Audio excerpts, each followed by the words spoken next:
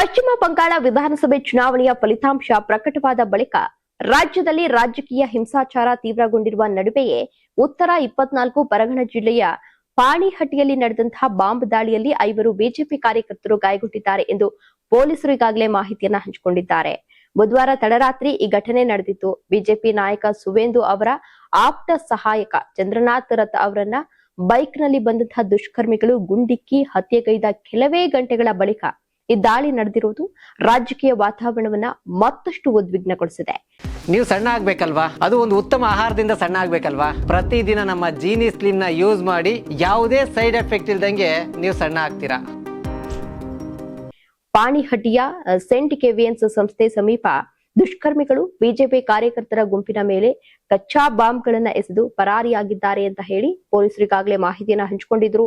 ಈ ಘಟನೆಯಲ್ಲಿ ಕನಿಷ್ಠ 5 ಮಂದಿ ಈಗಾಗಲೇ ಗಾಯಗೊಂಡಿದ್ದು ಅವರನ್ನ ಕೋಲ್ಕತ್ತಾದ ಆಸ್ಪತ್ರೆಗೆ ದಾಖಲಿಸಲಾಗಿದೆ. ಸ್ಥಳೀಯ ಮೂಲಗಳ ಪ್ರಕಾರ ಪಾಣಿಹಟ್ಟಿಯ ವಾರ್ಡ್ ಸಂಖ್ಯೆ 2ರ ದತ್ತಾ ರಸ್ತೆಯಲ್ಲಿ ಬಿಜೆಪಿ ಕಾರ್ಯಕರ್ತರು ಸ್ಥಳೀಯ ನಿವಾಸಿಗಳೊಂದಿಗೆ ಸಂವಹನವನ್ನ ನಡೆಸ್ತಾ ಇದ್ದಂತಹ ವೇಳೆ ಮೋಟಾರ್ ಸೈಕಲ್ ನಲ್ಲಿ ಬಂದಂತಹ ಕೆಲವರು ಬಾಂಬ್ ಎಸೆದು ಪರಾರಿಯಾಗಿದ್ದಾರೆ ಎನ್ನಲಾಗ್ತಾ ಇದೆ. ಪ್ರದೇಶದಲ್ಲಿ ಭಾರಿ ಪೊಲೀಸ್ ಭದ್ರತೆಯನ್ನ ನಿಯೋಜಿಸಲಾಗಿತ್ತು. ವದಂತಿಗಳಿಗೆ ಕಿವಿಗೊಡಬಾರದು ಎಂದು ಸಾರ್ವಜನಿಕರಿಗೆ ಈಗಾಗಲೇ ಮನವಿಯನ್ನ ಕೂಡ ಮಾಡಿಕೊಳ್ಳಲಾಗಿದೆ. ಶಾಂತಿ ಮತ್ತು ಕಾನೂನು ಸುವ್ಯವಸ್ಥೆಯನ್ನ ಕಾಪಾಡಲು ಅಗತ್ಯ ಕ್ರಮಗಳನ್ನ ಕೈಗೊಳ್ಳಲಾಗಿದೆ ಎಂದು ಪೊಲೀಸರು ಕೂಡ ತಿಳಿಸಿದ್ದಾರೆ. ಇನ್ನು ಗಮನಾರ್ಹ ಸಂಗತಿ ಏನಂದ್ರೆ, ಈ ಸ್ಫೋಟವು ಆರ್ಜಿ ಕಾರ್ ಆಸ್ಪತ್ರೆ ಅತ್ಯಾಚಾರ ಪ್ರಕರಣದ ಸಂತ್ರಸ್ತೆಯ ತಾಯಿ ಹಾಗೂ ಹೊಸದಾಗಿ ಆಯ್ಕೆಯಾದ ಬಿಜೆಪಿ ಶಾಸಕಿ ರತ್ನಾ ದೇಬ್ನಾಥ್ ಅವರ ನಿವಾಸದ ಸಮೀಪವೇ ಸಂಭವಿಸಿದೆ ಅಂತ ಹೇಳಿ ತಿಳಿದು ಬರ್ತಾ ಇದೆ.